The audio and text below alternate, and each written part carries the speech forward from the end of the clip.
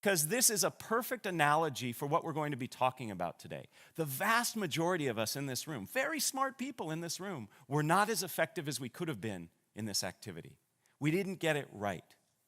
And the same is true when it comes to speaking in public, particularly when spontaneous speaking.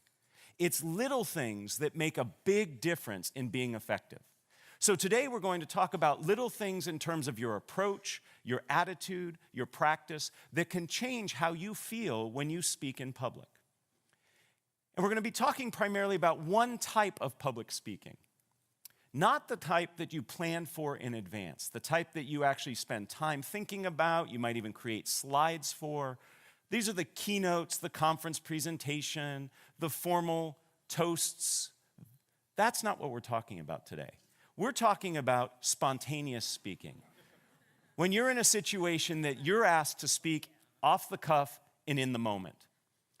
What we're going through today is actually the result of a workshop I created here for the business school.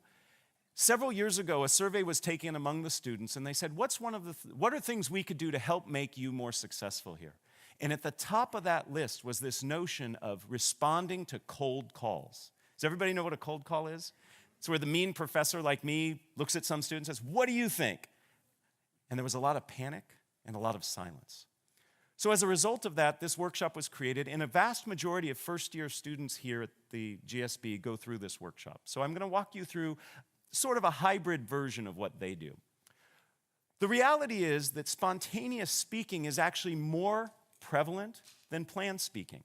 Perhaps it's giving introductions. You're at a dinner and somebody says, "You know so-and-so, would you mind introducing them?" Maybe it's giving feedback in the moment. Your boss turns to you and says, "Would you tell me what you think?"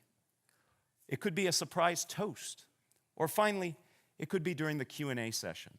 And by the way, we will leave plenty of time at the end of our day today for Q&A. I'd love to hear the questions you have about this topic or other topics related to communicating. So our agenda is simple. In order to be an effective communicator, regardless of if it's planned or spontaneous, you need to have your anxiety under control. So we'll start there. Second, what we're going to talk about is some ground rules for the interactivity we'll have today. And then finally, we're going to get into the heart of what we will be covering. And again, as I said, lots of activity, and I invite you to participate. So let's get started with anxiety management. 85% of people tell us that they're nervous when speaking in public. And I think the other 15% are lying. Okay? We could create a situation where we could make them nervous too. In fact, just this past week, a study from Chapman University asked Americans, what are the things you fear most? And among being caught in a surprise terrorist attack, having your identity stolen, was public speaking. Among the top 5 was speaking in front of others. This is a ubiquitous fear and one that I believe we can learn to manage. And I use that word manage very carefully because I don't think we ever want to overcome it. Anxiety actually helps us. It gives us energy, helps us focus, tells us what we're doing is important, but we want to learn to manage it. So I'd like to introduce you to a few techniques that can work, and all of these techniques are based on academic research. But before we get there, I'd love to ask you, what does it feel like when you're sitting in the audience watching a nervous speaker present? How do you feel? Just shout out a few things. How do you feel?